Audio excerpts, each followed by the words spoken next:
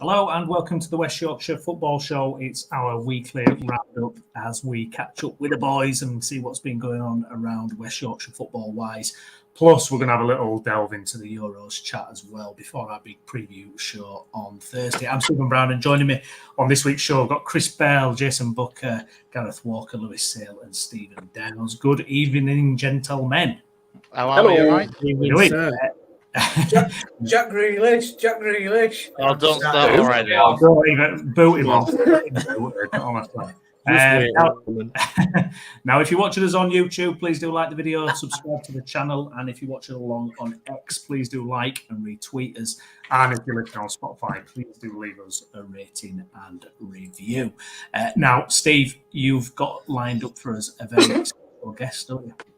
It's my pleasure to introduce Andrew Payton, Emily FC chairman, to the show. Are you all right, Andrew? Yeah, evening everyone. Evening, Steve. Very good. Nice of you to join us, mate, on this. Obviously, we do the show quite late. We try and challenge the other YouTube space out there. So we're very glad to have an esteemed guest like you on the show, mate. Very welcome. I don't know about esteemed, but we'll give it a go. Well, you're better than this rabble anyway, so I have to there we go. Can't even argue with that. No one forces you, Steve. No one forces you, don't they? No, nobody, for just myself. Anyway, obviously we're here to talk about Emily Football Club, and yeah, obviously last season, amazing promotion story. Nearly had a double. Most of us were at that game, the cup game, and it just didn't go Emily's way. But to get over the line and finally conclude that first 5-year plan, Andrew, must have delighted you at goal earlier on last season. Yeah, absolutely. I mean, like you say, it was 5 years in the making, a lot of planning, a lot of blood, sweat and tears. And I think what made that, the game we clinched the title at Goole, what made it more special was we'd got a promotion previously during COVID, but it was done, we deserved it, but it was done on a spreadsheet. It was on points per game. So we never had that moment together as, a board, volunteers, the players, management, the supporters. We never had that moment. We sort of robbed of it, really. So I think there was a lot of pent-up emotion that came out at that point as well. So it was quite emotional, actually, to get over the line. So we kind of celebrated extra hard because of that, being robbed of that moment previously. Yeah, I heard it was a good night back at the Fantastic Media Welfare Ground and in the bar there in the evening. Did anybody go to work that next day? Well, not many of us work on a Sunday, thankfully, so no, we were okay. We were okay. And tell us about what your thoughts were through last season, because the season before the club came so close. Just didn't happen, and then this season everything sort of fell into place. Players came, obviously some good standard of players, some great strikers, and some good defenders signed. Jack Cowgill and the likes that came in as well. So the squad really came together for Richard and everybody at the football club last season. Yeah. I mean, we narrowly missed out the year before. But if I'm being honest, I don't think we were quite ready, both on the field or off it. We'd have taken it if we'd have got it. But the 5-year plan was a 5-year plan, and we didn't deliberately miss out last year, but we managed to stick to that plan, and now is the right time. And as you say, I think the key to success this last season was recruitment in the summer. This time last year, bringing in Jack Cowgill, Charlie Barks at the back, Tom Haig in midfield, Ruben Jerome up front, and a few others. And not many players left. We were bringing more quality players in, and just had that strength in depth, so that when Richard needed to change things or had to change things, or we had players unavailable for work, life, injury, suspension, all the rest of it, he had that depth of squad that you need to clinch promotion, to get the job done, and that's what we did. Yeah, the team particularly scored a lot of goals this season, but also didn't concede as many, and you won the league sort of, I think, by a canter, really. In the end, you look at the points difference, the goals that you scored, the amount of fantastic scorelines you had across the season. Fans weren't disappointed, were they, really, in terms of the goal mouth action? Yeah, got the money's worth. I mean, we were strong up front, 99 goals in the league. Not the best in the league, third best in the division last season, but it was the defence. That's what won us the championship. 29 goals conceded in 38 games, which was miles better than everyone else, and that's the difference. And the difference that the players we had already at the back and our goalkeeper Deck and other players that other goalkeepers that stood in for him, but also signing Jack Cowgill and Charlie Barks were absolutely central to that. So, really pleased with that recruitment, as I say, last year. And the goal scorers get the plaudits, but I think we won that championship through grit and determination at the back as well. Tell us, going into this next season, then we've counted up. I think there's 7 derbies at least this season, and 2 trips to the seaside as well, the East Coast. I mean, it's an exciting time for the football club to be in a division such as what it's going to be next year. Yeah, it's a bit all or nothing with the travelling, isn't it? We're either in West Yorkshire, maybe over the border into South Yorkshire, or just top end of Derbyshire, or we've got a day at the seaside, or we're up to Geordieland and Newcastle and Northumberland, and not many in between really. But yeah, some exciting derbies coming up. Ossett, Brighouse, Liversedge, obviously Bradford Park Avenue coming down to meet us in the middle. Garforth going up with us, Pontefract. So that's 6 West Yorkshire derbies plus Stocksbridge Park Steels just over the border from us in South Yorkshire, and not far from where I am because I'm over the border as well. Plus Sheffield, some really, really good games and hopefully some good attendances as well. Yeah, that'll make a massive difference, won't it? Because last season, although there were some close games, there were quite a few far away fixtures as well, and the attendances make a massive difference, don't they?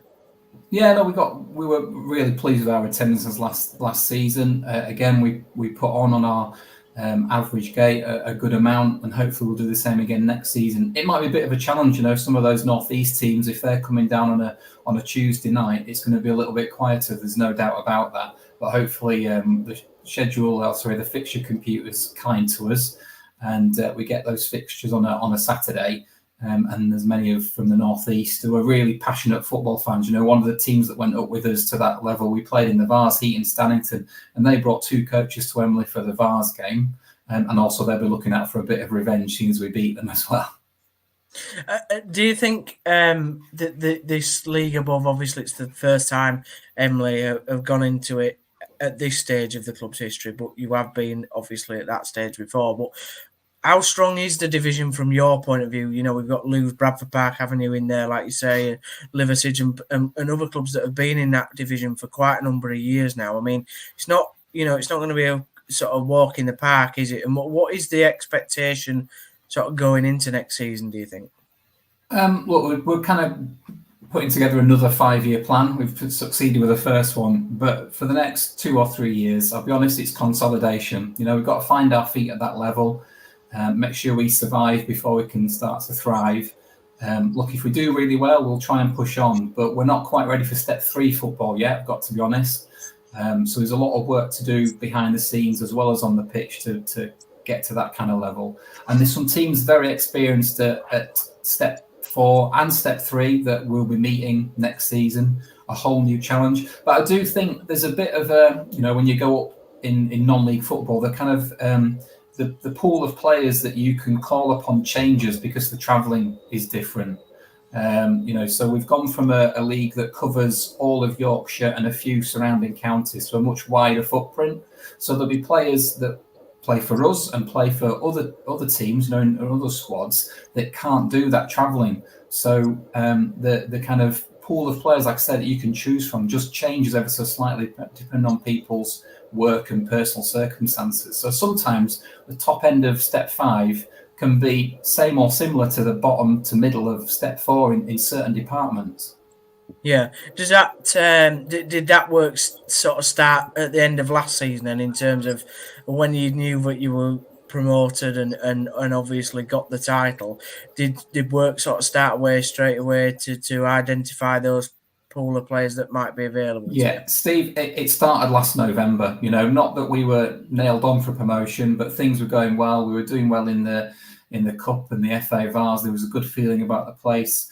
We didn't want to start that work in April or May, so we started talking to players about next season back in November, and that's the way you've got to do it. We're not in a position to announce anyone yet. We don't want to jinx anything till we've 100% got people over the line and signed, sealed and delivered, but there'll be some good signings coming in, don't worry. That's fantastic for Emily fans to hear that. Obviously, you put a squad update out there that 5 players have left the club, including James Knowles, obviously been there for a few seasons, Jerome, obviously, and Ira Gooden's gone. What do you think to those departures? How much are you going to miss them, particularly Jerome and Gooden, who scored a hefty amount of goals last season for you? Oh, yeah, of course we're going to miss them. Would have loved to have kept them.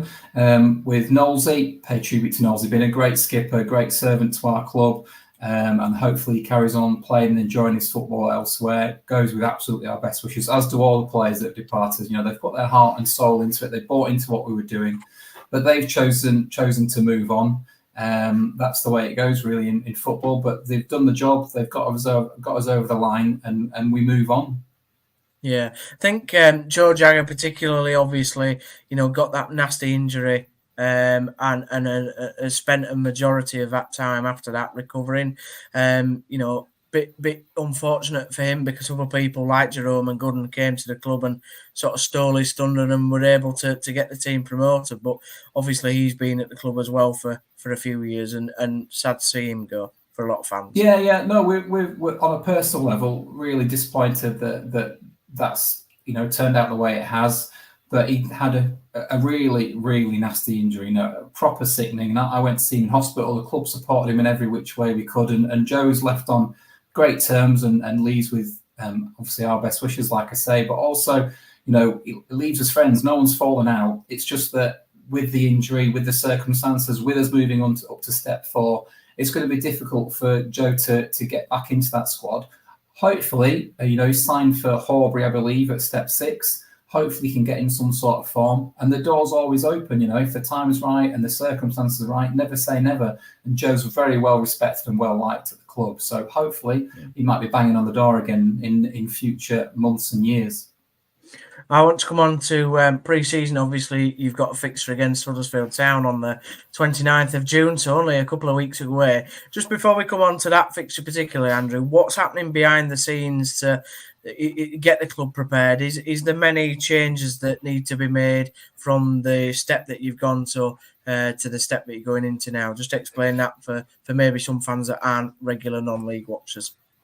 Yeah, the main issue is some sort of regulatory sort of stuff off the field that Joanna, our secretary, has to deal with and bothers me about to make sure we come up to scratch with all the licensing rules and things like that. So there's a little bit more involved there, but nothing we're not used to, if I'm being honest. Just a little bit more putting the professionalism into semi-professional football, if you know what I mean.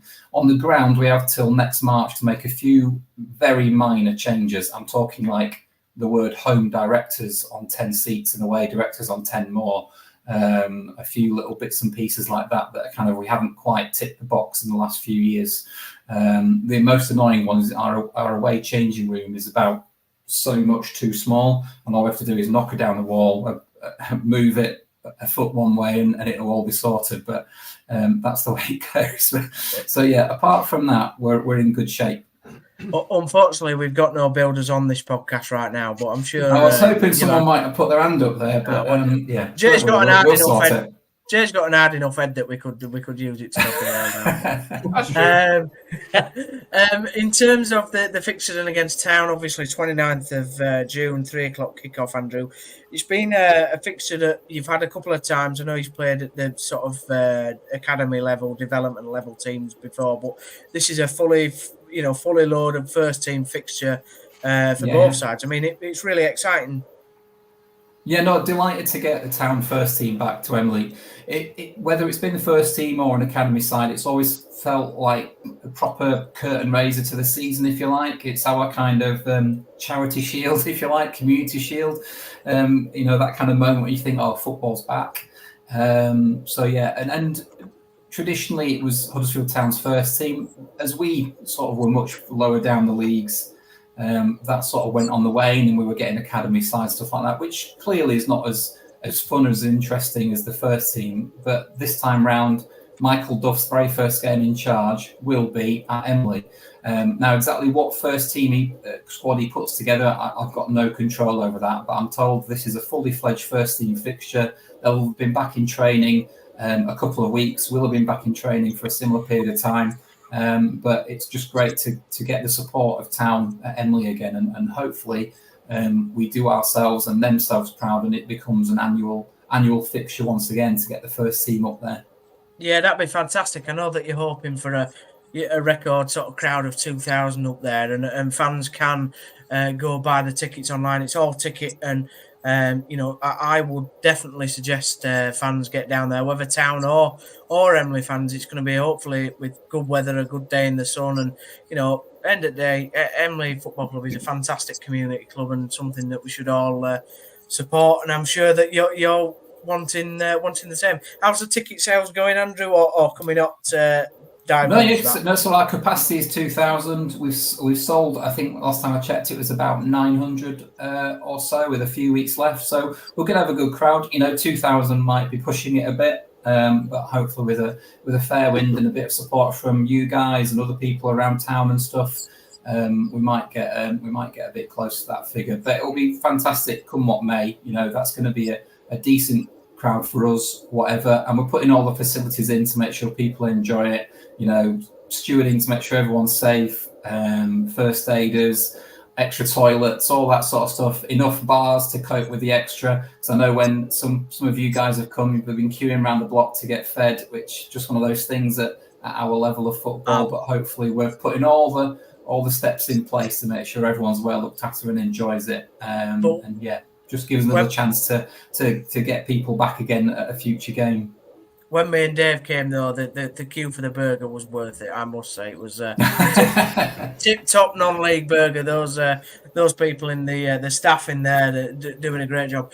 Just want to bring Lou in. I know that we can't keep you forever, Andrew, but our non-league expert, Louis Saley, he wants to probe you with a couple of questions, I think. Yeah, just a couple me from Andrew. I know that obviously, look, massive congratulations, like we've said earlier, on the success you've had so far. Thank you.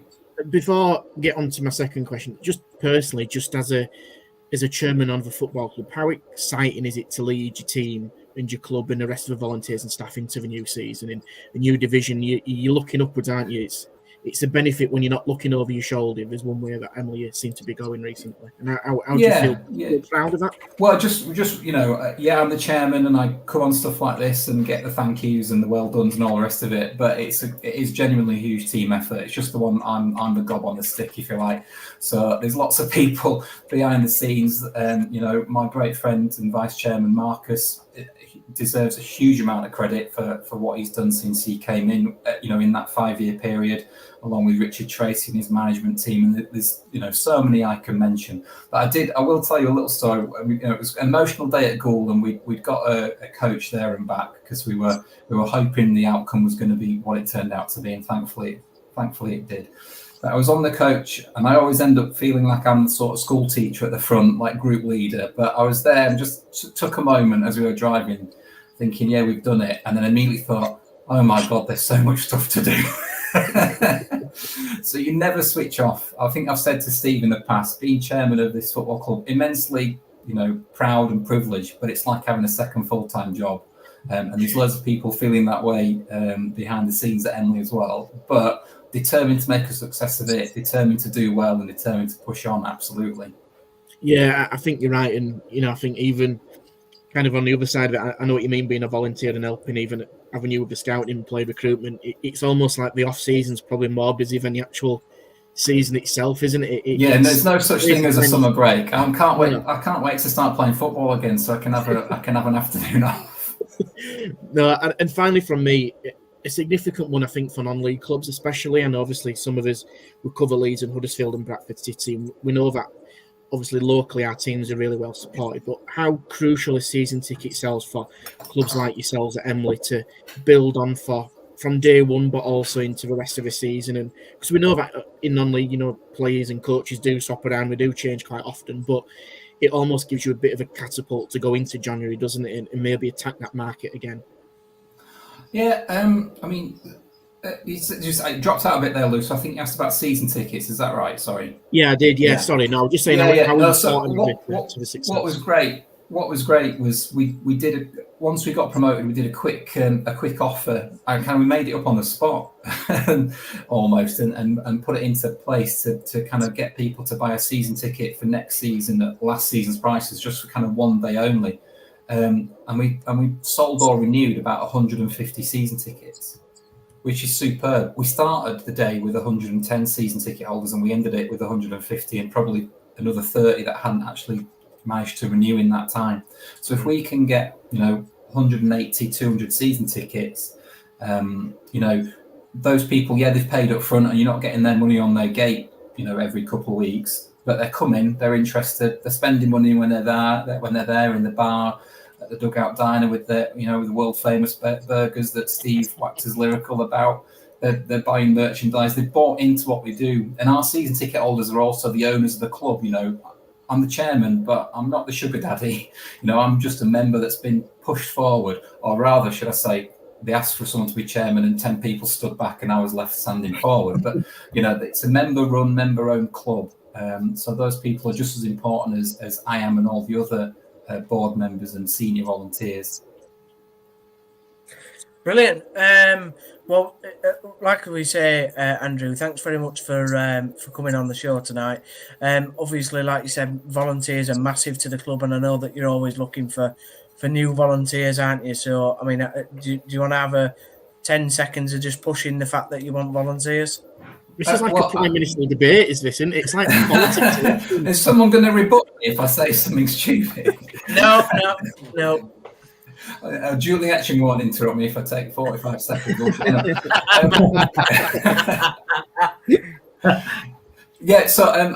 There's loads of ways people can support our club.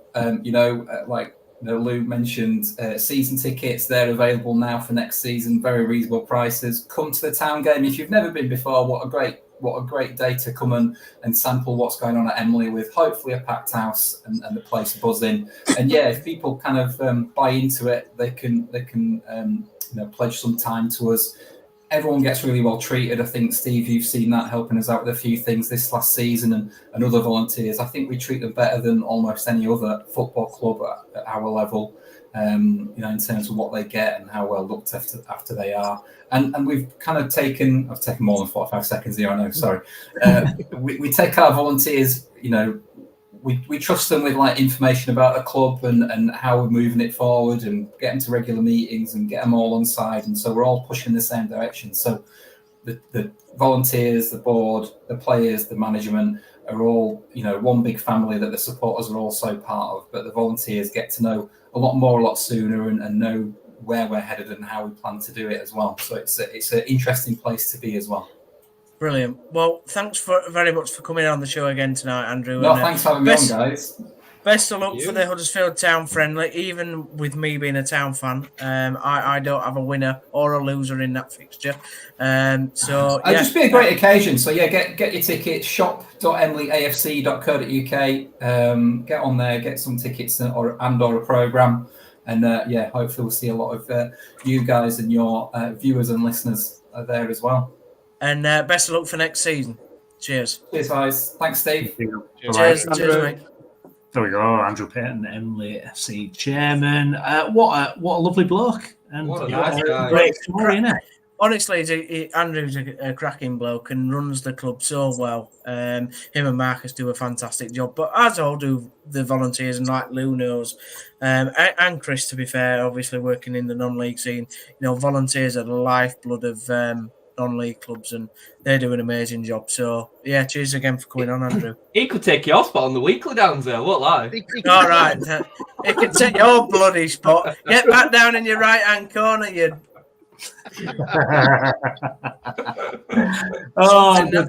Something that we're not going to say live on air. Look at how upset Gaz is. He's always on bottom row like me. Gaz is slowly working his way up to the top row. Is he? What's it? Yeah. The greasy pole. Used to. Me, Lou, and Gaz. It's like the crap on the end of your shoe, isn't it? You said. Cheers, Steve. Cheers, mate. Thanks. Yeah. That gets the next subject, Brownie. Yeah, come on, right. Let's go for a little whistle-stop tour around the rest of West Yorkshire then. Let's start with Leeds United. Always something to talk about. Jason, you and I, we had a little show at the weekend. Big news today, Brendan Aronson back in the building. Apparently he's held talks with Daniel Farker. He's turned down another season-long loan at Union Berlin, rejected a couple of offers, and is set to stay at Ellen Road. Obviously, again, huge online reaction to this. What is your take on it, mate? Well, first off, he wants to be here. So instantly from the position of being maybe a bit of a turncoat, bit of a rat, whatever you want to call him, last season amongst others that had these loan clauses in, he's turned down the opportunity to go and play. And from my understanding, he's also taken 50% of his wage in doing it. Because if he was to go back out on loan again, the part of that clause would be that he gets 100% of his wage. And he's choosing to stay at Leeds on 50% of what he signed for when we were in the Premier League. So for me, he's got my 100% backing. I think we need to remember that, at the end of the day, this is now the Championship. It's no disrespect to the Championship. It's a fantastic league to be a part of, but it's not the Premier League. It's not the Premier League. It's not the standard of defenders that he's going to be competing against from the week in, week out. And for the first few months of last season, Brendan Aronson showed a lot of promise. He came over to Leeds with a lot of promise. He's a USA international. He's still a very young lad. I think he's 23 now. He's turned. And he's got Champions League experience at both Salzburg and Union Berlin last season. At this level, I think he's a massive signing, and I can't really get my head around Leeds fans having a massive problem with it. If we were signing him from scratch to be part of our Championship squad, we'd be absolutely buzzing with it. His technical ability to be able to carry the ball in tight spaces, he scares defenders, a bit like Dan James. He can carry the ball at pace. He can play in a number of positions along the attacking front. I think if we'd have had him last season, he'd have given us moments which we didn't have from anyone else. I think he's a massive, massive asset, mate. And the truth of the matter is, we paid 30 million, I think, for him, way over the odds for the player. If we were to sell him for his value now, we'd be in more FFP problems than we are already. Because selling him is actually going to be bad for our books and good for our books, and we don't need the money. So it doesn't make sense to then look to make a sale. So yeah, bring him back in, reintegrate him. Me and you have had conversations about him all season, really. At the beginning of the season, whether he could adapt to the Championship. Now, don't get me wrong, he's going to have to muscle up. He's not going to be the perfect number 10 or even the perfect wide man, because he can play, like I say, in a couple of positions. But he... Can I just say on that, this muscling up, this idea of muscling up, it's like he's never going to transform into a big guy. And my thing is, like, you got to use that as an advantage. I mean, look at Messi. Nobody's telling Messi to bulk up. Do you know what I mean? It's like, sure, you got to be clever with it, and you actually use it as an advantage. Luka Modric, he's not going to bulk up, is he? You're spot on. You're absolutely spot on. I don't think really any of us had a problem with the fact that he needed to bulk up or not, because the fact is, you're right, he's a slight player. He's not going to do that. But it was his acceptance to go down. He was going down constantly. I think a lot of it's in his mind. He needs to be more... dropping money he needs to be more resistant to the fall over, and he can ride challenges. I mean, go watch some of his compilations. You see him riding tackles. I think that as the confidence drained in that side last season, he found it easier to go over, and it gave him an excuse not to then take on that next man, find the pass. And I don't fully blame him for that. As a young lad that were coming over to the Premier League, he should never been in a position where he was starting week in, week out. He should have been, me and you have said this before previously about Brendan Aronson, he should have been 20 minutes here, 20 minutes there. He shouldn't have been playing, week in, week out from the start. And he were expected to be pretty much the main man in that kind of position. Marsh, wasn't it? Jesse Marsh. Yeah. Were his boy, and he run him ragged, didn't he, basically? He did. Like Brendan Aronson had to press all over the pitch. And yeah, I thought he got a raw deal from Leeds fans. I really do. I agree. You know what it's like online. It goes beyond criticism. It just turns into abuse. And some of the stuff that's said about Brendan Aronson, I find it so... I'm excited by it. I am, truthfully. I'm quite excited by it. Like I never fully ruled him out. I know when we spoke at the end of the relegation season, we both thought there were a pathway to potentially seeing him back. Still got another 3 years on his deal going into this season that we're going. So, we're not going to be in a hurry to see him go. And I really think he can offer us something different than we've got in the squad currently now. And how much would it cost for us to go out and buy a player of his caliber in the Championship? It means that we can go and put proper money into a centre-back or proper money into a right-back. Like I say, mate, I'm really excited by it. I think it's a good addition to the squad. We spoke the other day about having the 3 10s in behind the striker. He's one of them. He's absolutely one of them. So I think as well. Yeah, and I think from your guys' perspective, in terms of Aronson getting a bit of an ordeal, take the Leeds hat off, and you're a football person.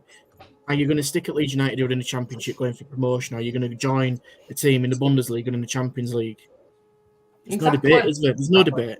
And bear in mind as well, Luke, it were from them shores, really. In I know it's Austria, Germany. There's not a huge difference. It weren't like you were then readapting to another climate altogether. He went back over for where he was quite comfortable. I don't even know if his family had all come over at that point. All this kind of stuff that matters to a footballer, that because they're not robots, but so many fans just treat them as if they're professional footballer. They should just do the right thing 100% of the time, and the right thing is what I'm telling you it is, and that's just not the way that it works. He will 100% get my full backing, and I hope that the majority of the sane Leeds fans will feel exactly the same way, because at the end of the day, Nonto got a little bit of grief when he obviously came back into the side after what he did last season. And I would argue that what he did was worse than what Aronson did. Aronson left before Daniel Farke were even in the building. Daniel Farke didn't even have the opportunity to discuss plans with him at that point. The decision had already been made. For all we know, we needed to get him off the books because of the wages. Can I throw a stone in though? That the last season, even though this season, and it's fair enough, you said that he'll get your full backing. Last season, he definitely didn't get your full backing, because at the beginning of last season, you were like, "We need to get him out of the club. He's not good enough," which is fine. That was your opinion. You watch him more than me. I remember Brownie saying how terrible he was, but this season, you can't then. And apparently, he's had a not very good season. Like, he's not had the best of seasons, has he, abroad? So he's not like he's the second coming, is he, for Leeds? If we're being honest, I think he's a good player. By the way, I like him. Just for some kind of reference with that, I don't think that you found me and Brownie will completely throw him in the bin. I think we will. No, I never said that. No, but like you just said about Brownie saying that it were terrible, I think is the word. Well, yeah, Brownie did say he was terrible. I don't think that I don't believe that that's where me and Brownie ever were with him. I think that he was a bit of a rough diamond, who were personally, he got found out in the Premier League once we started to fall away the way that we did. The changing managers and everything that came with it. He played way too many games. I'm not saying he's either the second coming either. I just can look at the ability that we've seen from him and know that the levels are totally different. Like I say, I love the Championship. Whether we're in it or not, I think it's a fantastic league. But the technical ability that you're talking about playing in the Premier League to the Championship is levels. Look at Junior Firpo. I mean, arguably, Junior Firpo was our best player from January this year to the end of the season. He was woeful in the Premier League. I honestly couldn't see any footballer in him whatsoever. So if he can do it, Dan James is another great example of a player that couldn't really do it in the Premier League. He's absolutely smashed it this season. He's been fantastic. I truly believe that Brendan Harrison can have a similar kind of season. I think it'll be good for him.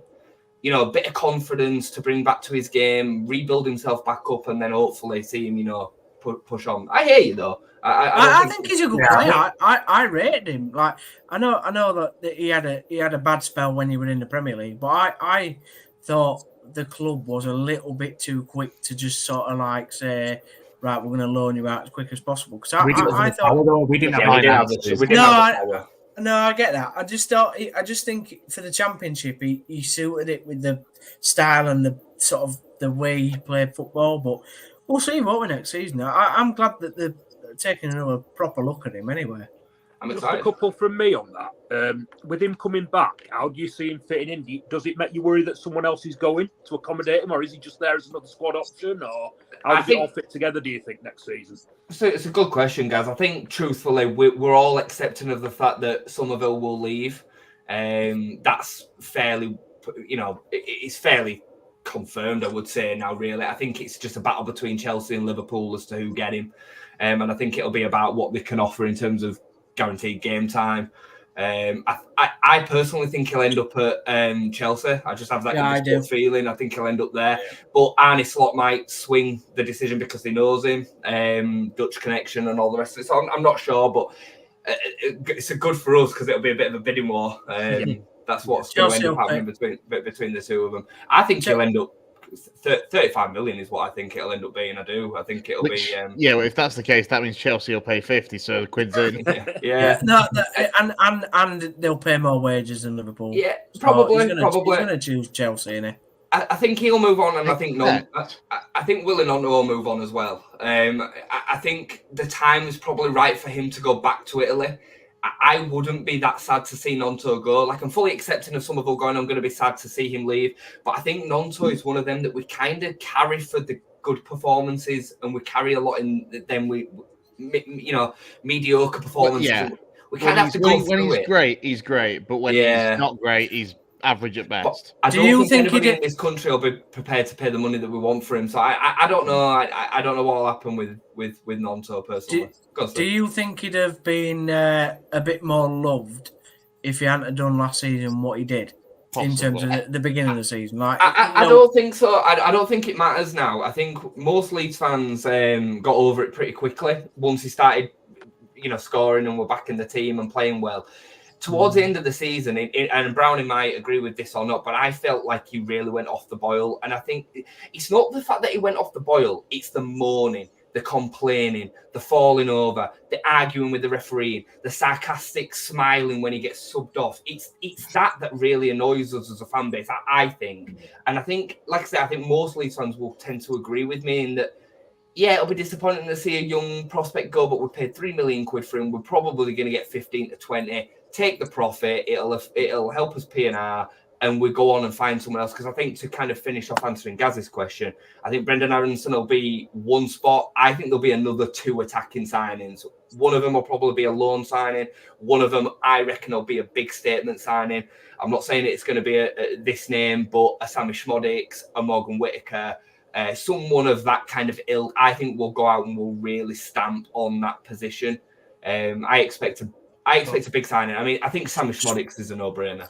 He won't be a big name, though. He's not a big name. I get what you mean. Like, for the Championship, he's a superb signing.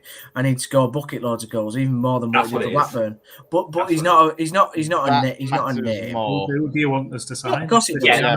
I mean, we're talking about being a big name. Yeah, of course it does, Chris. 100%. The big name term is probably a little bit lost. I'm not talking about a player that's playing 30 games a season in the Premier League, but Joel Perreault last season, as an example, is a massive name in the Championship. Yeah. I think it'll be relative to that.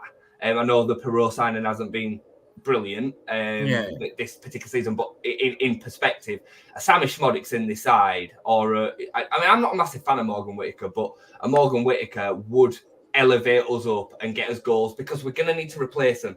We're going to have no Somerville who got the majority of our goals. And I'm coming round to the idea that I don't think we're going to sign a 9. I don't. Bamford's 9. He's not leaving, is he? Well, Bamford's not gonna leave because of the contract, and I just think between him, Perreault, and Joseph, I think they're going to be as 3 9s, which is a bit disappointing for me. I'd like us to go out and really get a killer for this level, but you know what? If we can do it around him, because for me the area that is the most concern is midfield, the 10 and 8, and then a centre back. So yeah, is there a world in which we keep Somerville? Because I've seen him give interviews before about how much he loves Leeds, and then some of his social media postings like, I'm with you, the boys, come on, pictures of Ellen Road, and I'm like, I don't know. I've been around it long enough, Brown, and we both have, like Tyler Adams said that he'll see us next season, and then we're putting us up in court a few weeks later. Like, I don't see it. I think his stock's so high right now that it will pretty much cover all of our issues. The Red Bull deal, then plus that, it'll mean that we don't need to sell Archie. And I think the Dutch team, Somerville, is he anywhere near the Dutch team? Like, what's that? I would have thought he'd have been. No, I think once he plays in the Premier League, he will be. Is it like under 21s or something? We're in. We're in 21s. If I think if he'd have been in the Premier League this year, he'd have probably gone to Euros. But I reckon 20 games in the Premier League, he'll be in the Dutch squad. Yeah, I think people are starting to rewrite this a little bit because we finished the season a little bit poorly.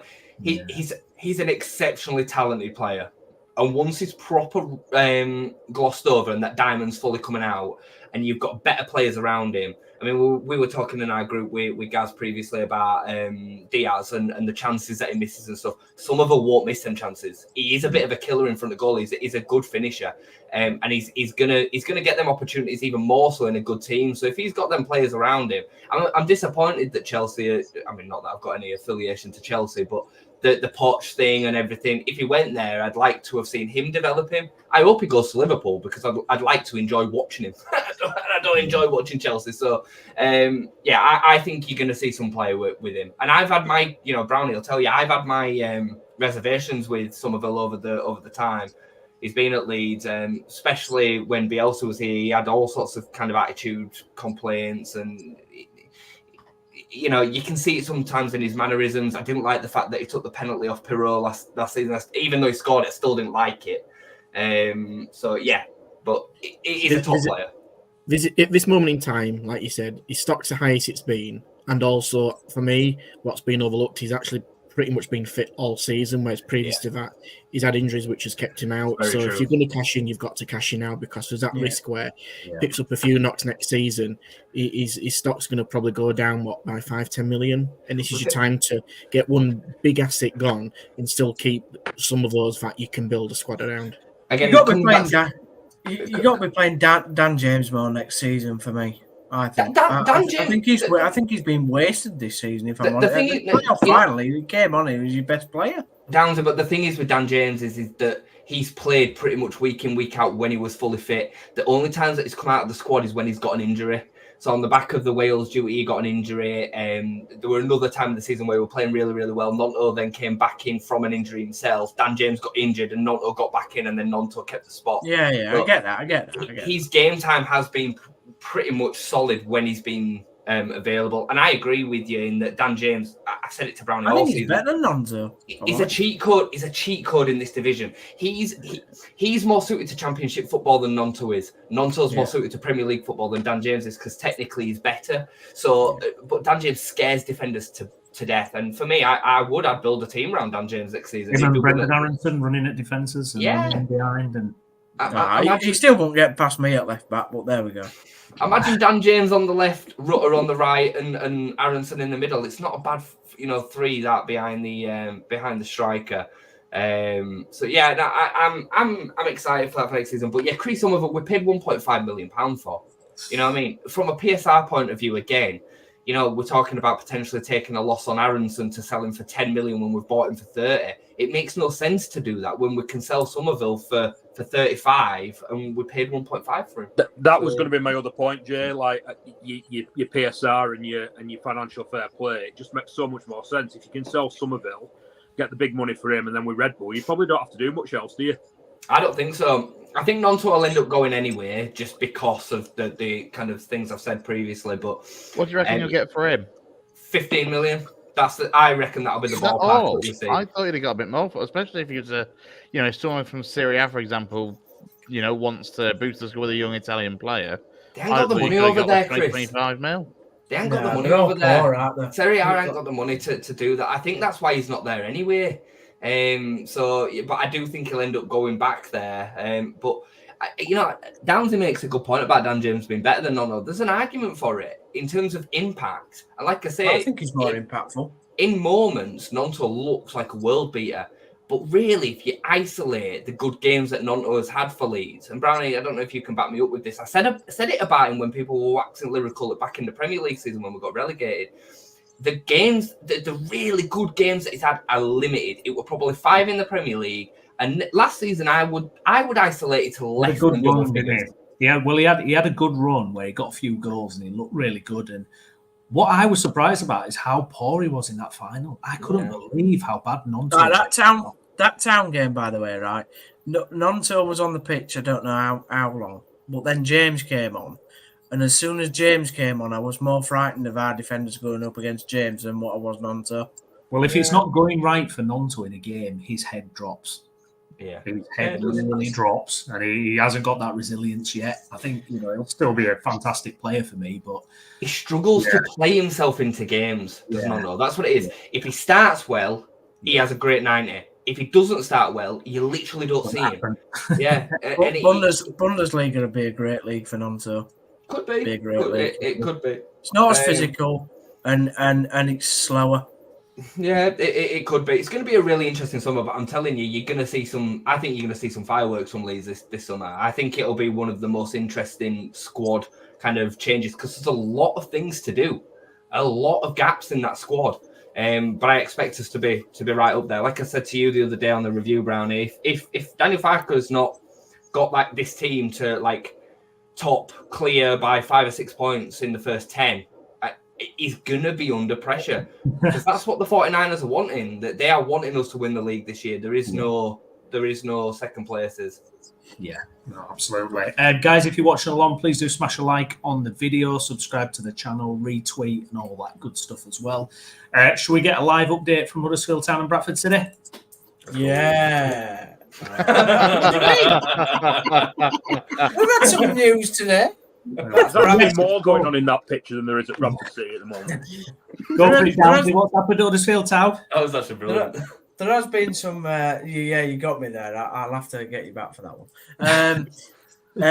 Jonathan Hogg signed a 1-year contract. Not the most exciting of news, and it was always probably going to happen. But he signed a new 1-year deal.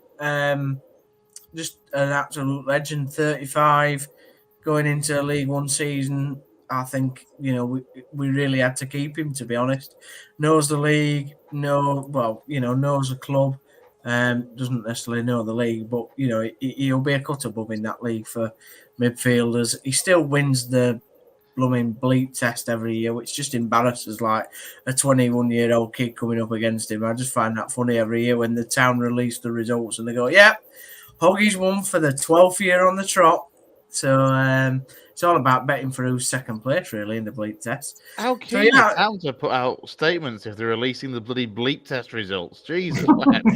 No, they don't. There's nothing else to put out, is there? They don't put statements out about it, but it's just when it's being commented before from various officials about your favourite player of all time, Steve. Okay. Not all time. I think one of my favourite players of all time, but one of my favourite players since I've been watching Town. I just, I know people take the mickey about him not being technically the great player, and yeah, he ain't technical, but by God, he puts some effort in, and he's never let us down. Really, he makes mistakes. I always remember in the Premier League where you used to put your head in your hands and think, oh my God, Hoggy's getting the ball off the goalkeeper now. What's he going to do with it? And sometimes he would make the most horrendous errors and pass it to Aubameyang, who skipped past him and put it in the net. But the amount of tackles that the guy's done over 12 years and just the love for the football club that he has is, undeniable, really. So I'm pleased that we've kept him. I always thought he was going to stay. And it's the first piece of our puzzle that we're solving for promotion, or what we hope is promotion. Yeah, very slowly. Yeah, we've not signed anybody. Rotherham signed 7 players already. That's Steve Evans all over. Yeah, it's just it is a bit mad. Yeah, like I feel when we when the window opens officially, which what is it now? I don't even know when it officially is. Another couple of days, 4 days, I think. 14th. Oh, is it 14th when it opens? I didn't even know. But I think normally Town don't do this thing that Rotherham's done about announcing players when they're still under contract to other clubs. It's an interesting thing. I think it's crept in more, lads. To be fair, though, I've not, this summer particularly. It's nothing new. That's been going on for years, though. No, but like on Twitter, announcing but that's what I mean. As soon as a player's agreed a contract to join somewhere else, it's always been announced. It's been like that for years. No, I don't. I think Oh, it it's. has. I think it's got more, but in the professional game, I think it's got more. I mean, before you would like. I remember Town signing about 5 players on the first day of the window because they didn't want to announce, that they'd signed a player under contract at another football club. But anyway, I'm sure that we'll make some. Oh God, I hope we make some signings. Otherwise, it's going to be another long season for me on here, lads. If I'm really honest, I might have to open another bottle of whiskey. To be fair, Relegation to League Two, we cannot wait. Don't. Really interesting Chris, to see what happens in the transfer window in general this summer, isn't it? Because the previous transfer windows, I think the last 2 or 3 have been really poor. Like just nothing happening. And it's because of FFP, isn't it? I know why it is. We're all scared of it. It's all tanking up. Well, at some point, you're just going to end up having a league full of points deductions, and it's just not going to matter because everybody's going to have them. I mean, you're talking about 6 or 7 in the Premier Man City won't have them. Well, I mean, Man City won't have them. It's an interesting one. It's a really interesting one. I'm interested. I don't think there's been a lot of movement in League One at the moment from the other clubs that I've looked at. Rotherham, obviously, they're on their own, but more than you'd think. No, I don't think there's been massive big hitters been moving around League One at the moment. From what I've seen, we're definitely one of the quieter ones, though. For the quietest, it's hard to do less than nothing. Well, we've done something. We've signed Johnny Hogg up for another year. That don't count. That doesn't count. Well, we got a new manager then. That's counted. Bring that air bell back out. We've got grade 3 now as academy, so that's good. I've seen you repainted the arches as well at the stadium. You've repainted them arches as well. I saw a video about that for 2 minutes. They needed repainting, Lou, to be fair. Next video to go out is watching them dry. That's the next diary. Chris, have Lincoln signed anybody good? We actually haven't. We've been about as quiet as you have, to be fair. Yeah, I mean, to be fair, nobody wants to sign for a tiny football club, would they? So we'll see. No, he's started already. You boys going to go to the game together? I think you should. Lincoln versus. I think I'll go to the away game. Chris won't come in the Huddersfield end with me, but I'll happily go sit in the Lincoln end and watch Chris. I'm sure we'll be able to get some content out of those 2 games home and away this season. Yeah. Oh, 100%. How long is it? What? It's 16 days till the fixtures come out. Is it 26? I get to see Chris cry twice. It'd be brilliant. Sorry, fixtures a week on Wednesday. Yeah, 26th. Imagine Can't wait to be playing Derby on first day of the season on a Friday night at their place. That's written. Frank Lampard Derby. Please. Can't cope with that. Anything else in, Steve, from the world of Huddersfield Town? No, and I'm sure Gaz will spend about 30 seconds on Bradford City. So 30 seconds, really? I got 3, maybe. As long as that. 1, 2. Yeah, come on, Gaz. What's happening in Bradford City? Is it Yeah, not a lot really. We made 4 signings quite early doors, and then it's been quiet ever since. At least you've done something. Yeah, got some matches, dickhead. I think it's more like I said to Chris on the last pod. I think I'm expecting a couple more players to go now before we make any more signings. I think they're trying to make room in the squad. A bit worrying that we might not be able to get the players out that we want. I know that Adam Wilson and Kevin McDonald and Verdane Oliver have been mentioned by Simon Park in the paper as being available. Whether anybody will be willing to take them or take them in time early enough for us to be able to get who we want in to replace them is another matter. I'm still waiting for Colin Doyle to sign his new contract. That's about as exciting as it gets. That's about as exciting as Johnny Hogg signing a new deal, that, isn't it? 39-year-old goalkeeper coach, reserve keeper, waiting for him to sign his contract. Other than that, not a lot happening. I think that Simon Parker's on holiday now. He's put, so even if there is any news, I don't know if it'll break in the TNA. So we might have to wait and see. Well, I was just going to say, shout out to Simon Parker, by the way. Look, I mean, talk about a tenuous link for an article. It's still pumping out the content, though. Can't actually read that. There you go. Bradford City are about as relaxed at the moment in this summer transfer window as what Dave was last week on the podcast. No, it's not full recline yet. It's not the one thing I will say, Gaz, in terms of those outgoing players is for Dane Oliver. There's a striker there that, as the deadline looms closer at the end of August, there'll be League Two clubs in particular that are looking for that kind of striker, and he's got a proven record elsewhere at League Two level. So it wouldn't surprise me if for Dane Oliver, if you're stuck with him by the start of the season, I don't think you'll necessarily be stuck with him by the end of the window. Yeah. I think that's probably what's likely to happen, in that he'll go late in the window, which probably doesn't help us as much as it could do if he went earlier on. The rumours around Verdane now that he's settled where he is living and he's a bit reluctant to move too far, although how truthful that rumour is, I don't know, because he was on loan at Stevenage at the end of last season, which is obviously a trek, so... Yeah. I don't know if we wait to see. I would imagine that him and Kevin McDonald are relatively big earners, so getting them booked would be a big thing. Adam Wilson not so much, but Kevin McDonald and Verdane Oliver have both only got 1 year on the contract, whereas Adam Wilson has 2. So if they're the 3 players that were looking to move on, they could be problematic for different reasons. Like I said, I still think that we need 3, maybe 4 signings, but we might have to wait for a player or 2 to go before that happens now. Let's just wait and see. Sorry, Steve. I'm going to say from your guys' perspective, is it EFL teams as well? Is that it's not going to affect everyone, but there's this domino effect that you're going to have after the Euros, because a lot of clubs are going to be waiting for their players to all get back.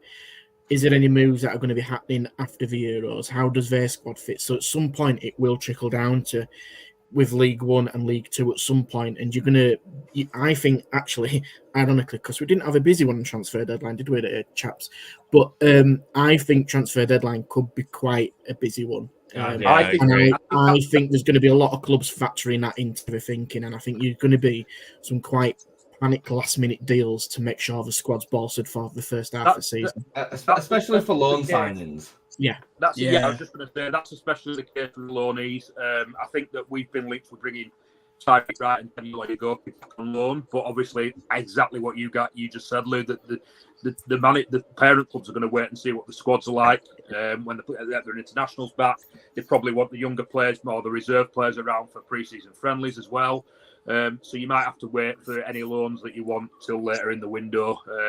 Like I said, Tyreek Wright and Daniel Oyego, the 2 that we've been linked with bringing back. So, yeah, I also read somewhere that Tyreek Wright was obviously Plymouth, so they've got a new manager. So we might have our thoughts on Rooney, but obviously he's going to want to look at his squad before he starts letting players go. So, as any manager would. So that's another fly in the ointment there to bringing him back. So might be have to be a bit more patient to get our 5th signing or further signings in for us at City at the moment. 3 things. 1 is don't go Wayne Rooney a manager. He's not a manager. 2, for Dane Oliver, I get what you're saying, Gaz. It is a bit of a worry, but like you say, later on in the window. I'd be surprised if Bradford, although then again you've got history with the Carlisle thing, but I'd be surprised if you sell him to a League Two rival. Might be more likely to sell him to a future League Two team like Lincoln, that are looking to get relegated. And then the third is after the Euros, the players go on holiday, don't they? So, like I say, it just delays it even more. They play the Euros, then they go on holiday. They probably won't be back till end of July, and then they normally have like a couple of weeks pre-season, and that's it. End of July. End of July. What, they're having a 1-week training camp and bang out the season? No, but what I mean, all right. But you know what I mean? They go on holiday after the Euros, don't they? They haven't had a chance to have an holiday, have they? I mean, that's bound to affect Bradford City. As you were saying, I don't know when. I think pre-season normally starts last week in June, first week in July, doesn't it? So there's going to be players coming back in the next couple of weeks, but the ones that you're waiting for at the higher level for the low knock-on effect to happen isn't going to be until after the Euros. So. Exactly. So it does affect the teams like Bradford City. Not coming back for pre-season. We've got a reclining update. Is this our Dave? This is our Dave. It is. Yeah. I'm sort of reclined again at the moment, as much as in this chair watching along. Shaman stats. There we are. Well, we're glad. He was incredibly relaxed on that watch along, wasn't he? He nearly got into bed at one point. He was in bed watching one of his England DVDs. Yeah, he had a whole library, didn't he, of best of England. I was like, wow. if you want to ask anybody about England's history of football, you just need to go to Dave. To be honest, he's got a library. Absolutely. All right then. Well, we'll move on to non-league. Lewis, definitely some signings, definitely some things you can talk to us about, especially regarding Avenue. Yeah, a few incomings have already happened. I know that the team were really keen to Andrew's point earlier, Emily's, to get some recruitment up and running as quickly as they possibly could, because in recent years it's been a struggle sometimes to get the players that they want, and pre-season's been largely dominated by trialists. But so far, Avenue have done some decent business, as well as keeping on the likes of Harry Colville and Craig Ellison, who were part of the team last year. Already added some of the probably arguably the best players in the North East counties of Ollie Norman and Paddy Sykes, who scored, I think, about 50, 60 goals between them. And then yesterday, the day before, announced the signing of Kareem Hassan-Smith, who some people may know from Liz at Albion Sports. Big fan of that.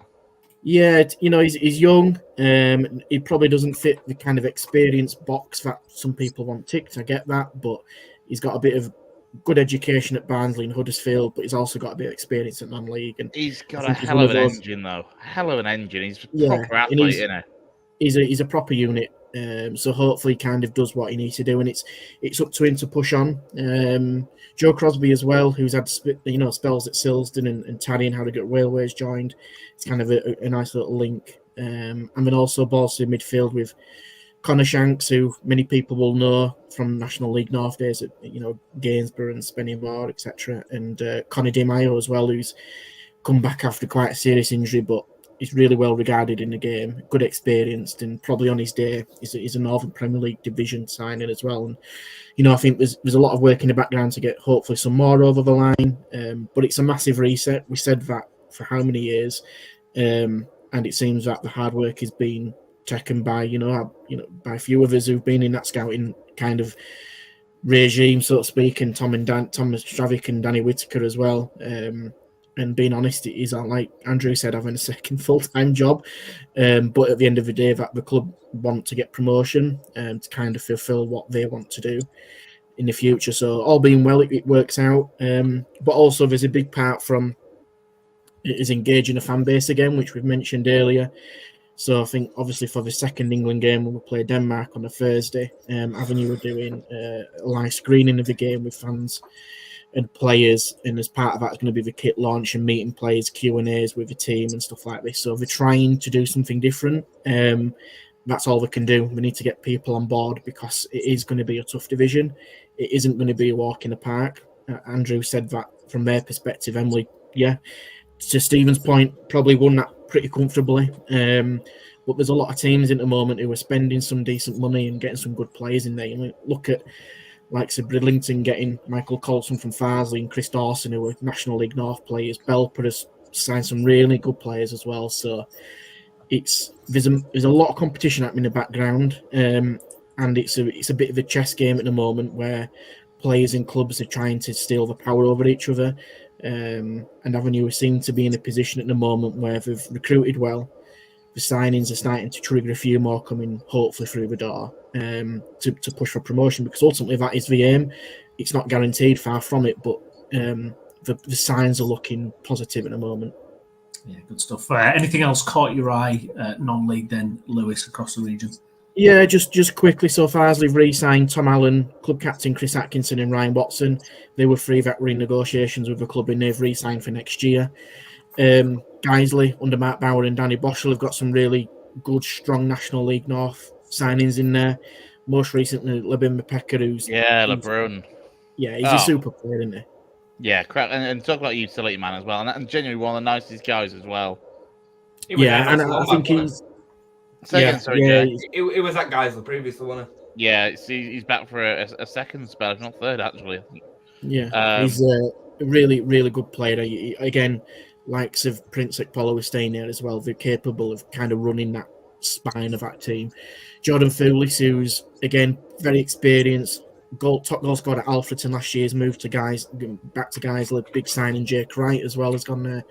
Edward Longbottom from Bradford Park Avenue's joined Guiseley as well. A really shrewd signing because Will's quite versatile, adds a lot of balance with his left foot, and he can get a good situation out of him. I think the biggest ones you talk about, Steve being bored at Huddersfield, not having any business. Look to Ossett. I think Ossett have signed Jamie Sharp. So here we go. So here's a list for you: Jamie Sharman, Prince Haywood, Ali Hughes, Ollie McFadden, Adam Blakely, Ben Swede, Lewis Stevens, James Russ Duggan, Connor Williamson, Harry Middleton, Harry Gegan, Sam Tingle, Connor Qualter, Leon Osborne, and Adam Watson is captain already.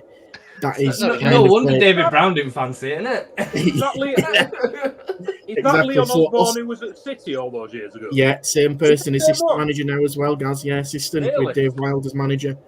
So yeah, this is kind of us to shame, doesn't it? Jesus. And this is where non-league is, and I think obviously there's an argument of on the dotted line, but when players agree, teams are very keen to get that news out. It triggers people to join the club after it, but it's also a good news story that the club's committing to having that player, and the player's also committed to now joining.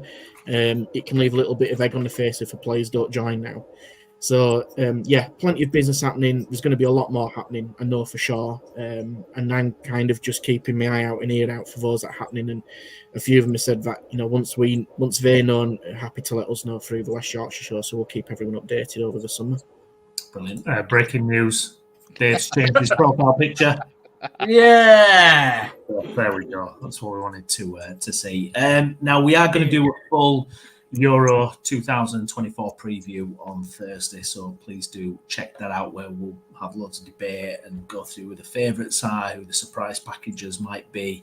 We have also got a Euro 2024 Fantasy League as well, so the code there is running along the bottom, so if you want to get involved in that, please do as well. I don't know if anybody else saw this, but I thought, this is pretty wild, but it might be quite good news for England though. But apparently, a fortune teller who uses asparagus to predict the future makes a stunning prediction for England at Euro 2024. So apparently, let's lump on now, lads.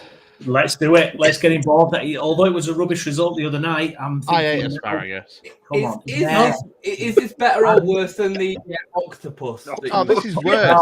Nobody will ever beat the octopus. It's bloody asparagus. Well, at least the octopus had a brain. What was it? Paul. The octopus had a good record. It did. It was a solid record. What was it? A good job given the opportunity. What was the other one with a dog? Was it a dog or something? It was a sheep or something. A couple of years ago. And it went and like the food in both boxes, and they couldn't decide who, if one of them had won a penalty shootout or whatever. Remember Yuri Geller, he moved the penalty that McAllister took at Euro 96. He was like, it does move, to be fair, it does. Did it? It does move. It moved like a traction engine. Yeah. We're old enough to remember that, Brownie. Yeah. Well, Asparagus Woman, she has apparently she has a 75 to 90% hit rate. So she also predicted Brexit and the Queen's death. No, I don't. No chance. In what context? She predicted the time and date of the Queen's an old death. lady would pass away. I don't know. It's mental in it. But apparently she says the spears keep giving positive readings. I don't know how you read an asparagus spear, but there you go.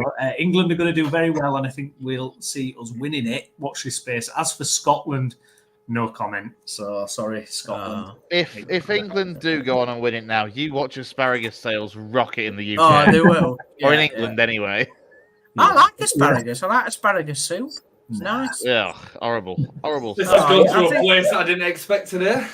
Welcome to the Asparagus Football Show, brilliant boys. I think you're being harsh on Asparagus United there. Come on.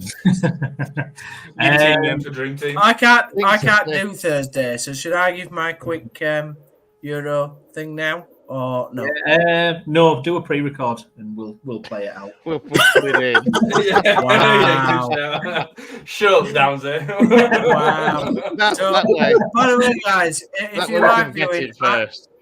I've absolutely been said that I can't give my view. You've just You've heard that live now.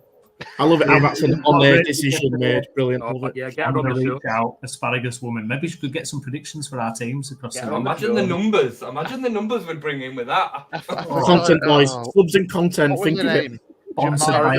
Everywhere. Well, who's done it? The Daily Mail?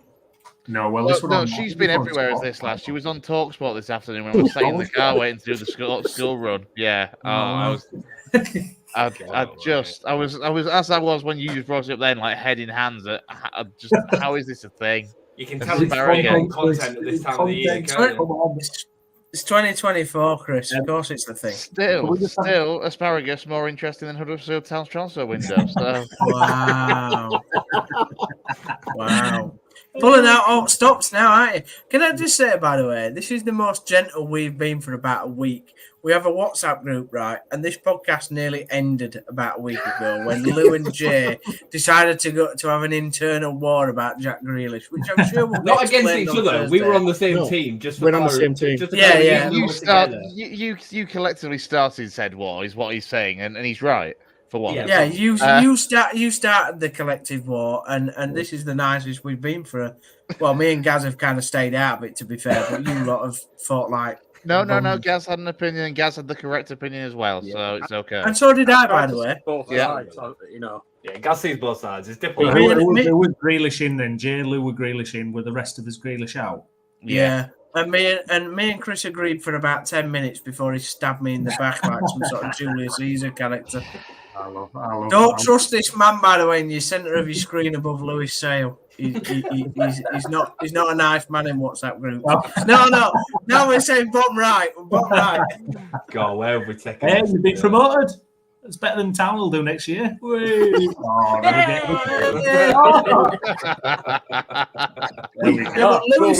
is still bottom row. Lewis is still bottom row. Can I just say, by the way, that is it tempered anyone's expectations what we saw? A little bit. A little bit. Taking the shine off it for me, I was like buzzing about it, but then seeing those. I love how you couldn't leave me on the top row. You had to like.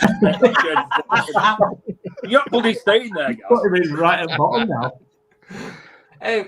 For me, it has. I mean, a little. Don't get me wrong. Like you can always lose a game of football, but the level of that performance was so bad and so slow.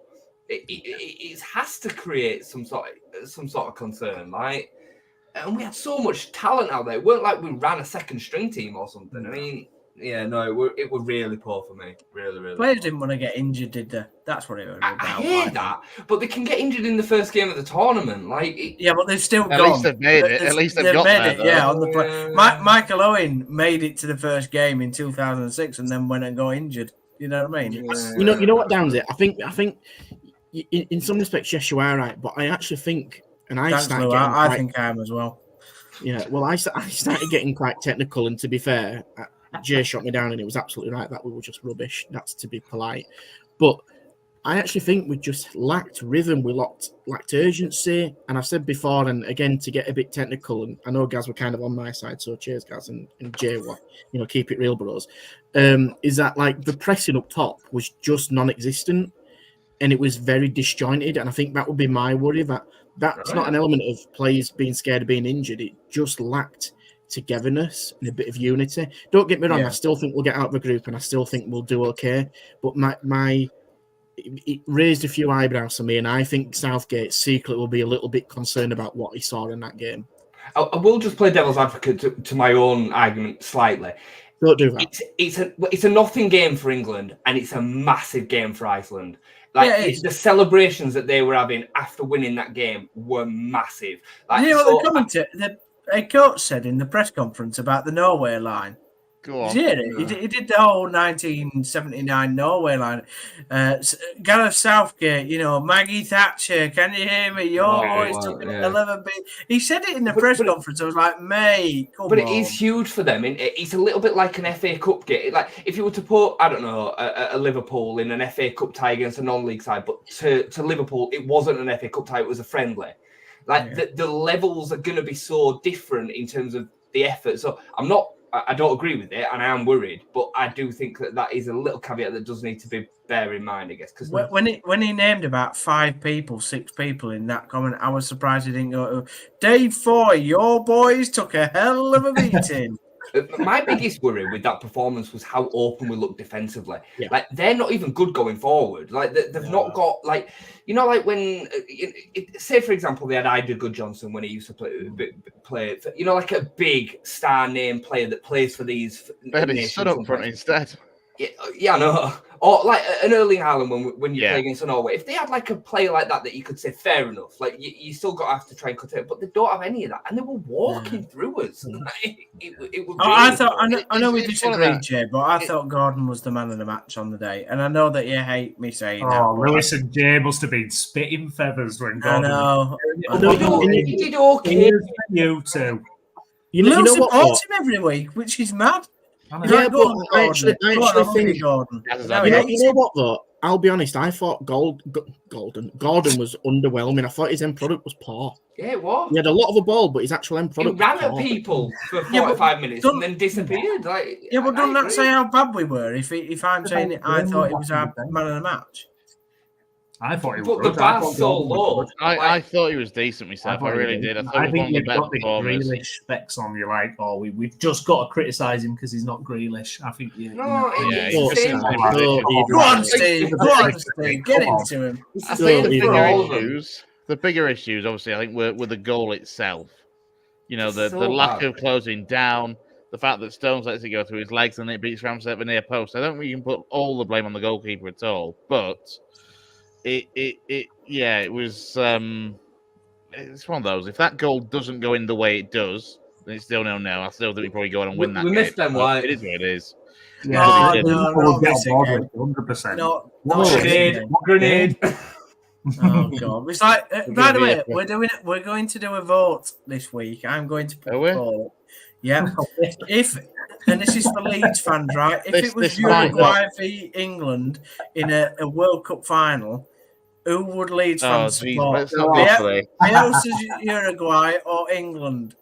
And Jay is a Bielsa fan. He would actively be there within the crowd with a Uruguay flag. He'd burn in the St George's Cross. He would. I didn't say that. Just to clarify, I said to Brownie. No. Let me speak. I said to Brownie in the group, Brownie, would you feel torn? Would you have a split allegiance? I didn't say that I would want Uruguay to win, right? I just want to clarify that. And my point is that most people wouldn't understand what that would feel like because they wouldn't have a man attached to another nation in the way that we do with Bielsa. Because it's insane. Well, I mean, I'm not going to throw him under the bus, but I am. But Lou agreed with me off of the group. Did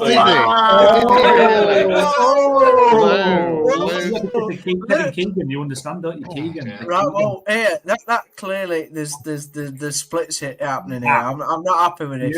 There's little things going behind the chat here. This pod is about to fall apart now.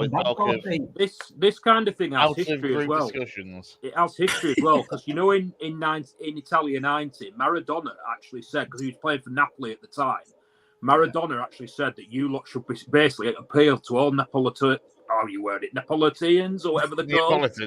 Neapolitan ice cream. In that ice cream, yeah. He said that you should all be supporting Argentina because I play for Napoli. And when they didn't, it actually backfired on him, and the Italians all booed the Argentinian national anthem in the game. And you can actually watch it on YouTube. He's absolutely livid, isn't he? I don't know if anyone's he's looking out like that, isn't he? Like, everybody on this podcast now should boo Jay for his opinion about Lou. Maybe Lou too. Lou's a little sneak. At least I think Brownie's in somewhat of an agreement with me too. Brownie's delusional anyway. I might be, but I would be totally. I agree completely. I'd be like, can it be like maybe 3-2 or something? Can I ask you a question, Brownie? Genuine question. This is Brad. Have you ever disagreed with anything that Jay said about Leeds? We do disagree. We disagree a lot. From time to time, not very often. I think Lewis and Jay agree more than Brownie and Jay. Yeah, we do. Me and Brownie have got very similar kind of outtakes and opinions on Leeds, but most of the time we agree. But if we don't see it the same, we say it, don't we, Brownie? Oh yeah, absolutely. Yeah, no, definitely. Yeah. That splits if ever I saw it. Come on. Got 2 Scottish Come guys. on, Ian. Grandson. Ian, you deserve a medal for having to listen to all of our stuff over the past year and a bit. But please, Ian, but please, Ian, there's only one team in there you can support. Just forget about your grandsons for a few weeks. Just forget them. Ian's we'll be out in group stage anyway. Don't worry about it. Comment coming up then reminded me that we're actually still live. Ian's an OG at this. Lewis, did you agree, man, because of the Kevin Keegan thing? Because he for me had that kind of messiah kind of impact on Newcastle. Is that why you kind of could? Doesn't matter. He's English. He's English. Well, if it was manager of Uruguay, it wouldn't matter, would it? Then you wouldn't want him to win. Yeah, it would. That's the point. Jay, I'm gonna play the Uruguayan national anthem over this bit just in honour of you, mate. It's not about Uruguay. It's about Bielsa. Yeah, I know. And you know what? Bloody RG. To be fair, me and Jay were speaking about something different anyway. But I said I can appreciate. Yeah. I did. Yeah. Well, believe it or not, be careful, Downs. You'll get muted again. But what I'm saying is, yeah. Cheers, Chris. With a person like Bielsa, you've got an affinity. I can completely understand why people feel that connection. Where's that mute? Don't mute him. Hey, that wasn't me. That actually wasn't me. That was Downsy. Chris is going he was muting Dave on the watch. Hey, that was Downsy. What are you doing, Chris? That was not me. me. And you wonder why Downsy. And you wonder why Downsy nobody agrees with you, mate. Just come on, man. I went down there. I'm going to say that was me, Brownie. Jesus. I get it. I get when there's affinity. I get if there's an affinity with somebody of attachment and what he brought to Leeds, because Leeds were in the absolute. Well, couldn't be worse than worse, could there? So something like Bielsa's brought him back. But I still think, to the greatest respect to both of you, you'd still support England. Of course we would. Ian, you're too nice. Please. Family harmony. Jesus, have you just heard Ian? He's just called me out. We've got bigger problems. This barbecue on Sunday. What are we going to do? The forecast. That's probably one for after the Shane's finish. Yeah, we'll do it. What's the problem with the barbecue? Is it not working? Well, can you put Dave's comment up? Because I'm quite proud of that comment. The forecast is terrible. Here we go. It's just for you guys. Hey. My son's favourite as well. Here we go, guys. All we're saying is, if anybody's got a gazebo, then we might need it for Sunday.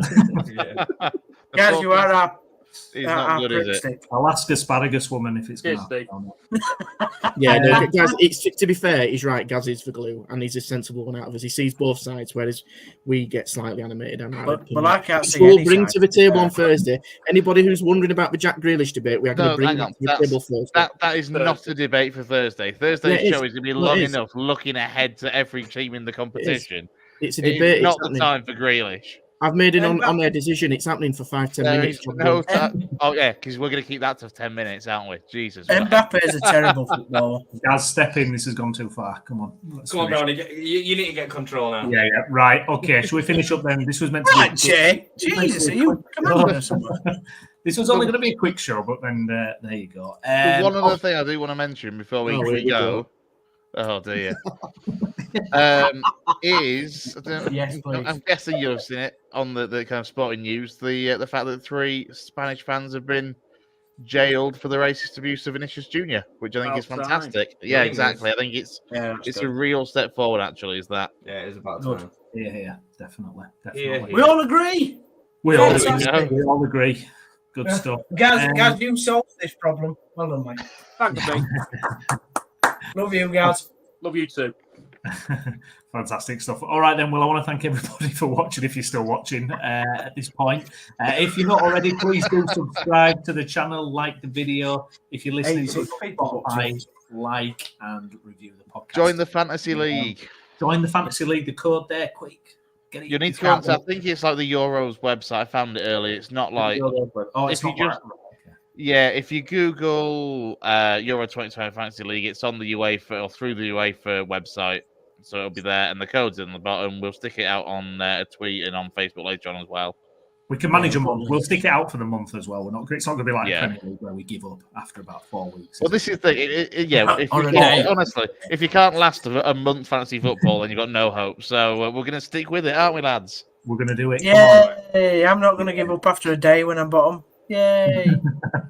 Exactly. Anyways, thank you very much for watching. I've been Stephen Brown. Alongside me has been Christopher Bell, Jason Booker, Stephen Downs, Lewis Sale, and of course, the glue, Gareth Walker.